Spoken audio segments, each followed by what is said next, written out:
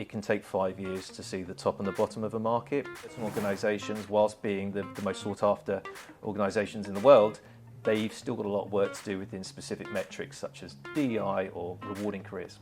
Looking back, what would you say were some of the biggest trends over the course of the last 12 months? There are 20% less recruiters using our platform, but 50% more candidates in the market. So that's suggesting that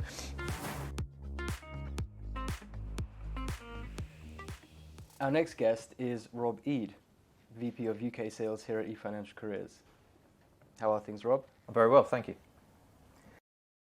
Rob, what I really wanted to ask you is about attitudes. How are attitudes changing? After 2023, things can't be the same. Yeah, it's a really good question. I think what we've seen this year is that there have been fewer recruitment needs, so organisations have been able to spend more time on their employer brand initiatives. And we said that's been quite difficult for all of these organisations. You know, as they've returned to work, hybrid working, flexible working, they're not necessarily aligned yet within organisations, within country specific as well. And off the back of that, what we're seeing is that it's proving quite difficult to come up with a specific plan that the whole business is aligned to. That's been very much sort of pinpointed from our ideal employer survey. And what we saw there was that certain organisations, whilst being the most sought after organisations in the world, they've still got a lot of work to do within specific metrics such as DEI or rewarding careers. All right, thank you very much for that.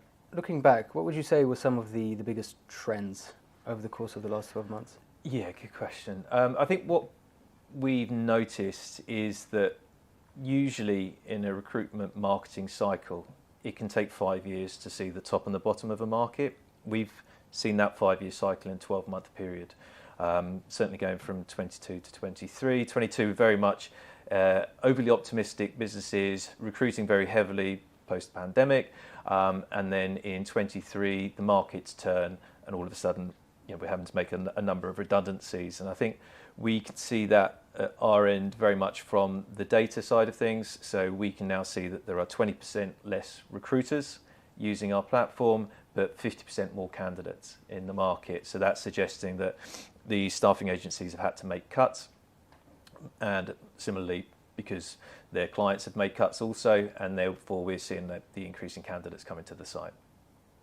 If we take these trends, these last 12 months, and we extrapolate them, it won't be a perfect forecast, but what are we forecasting?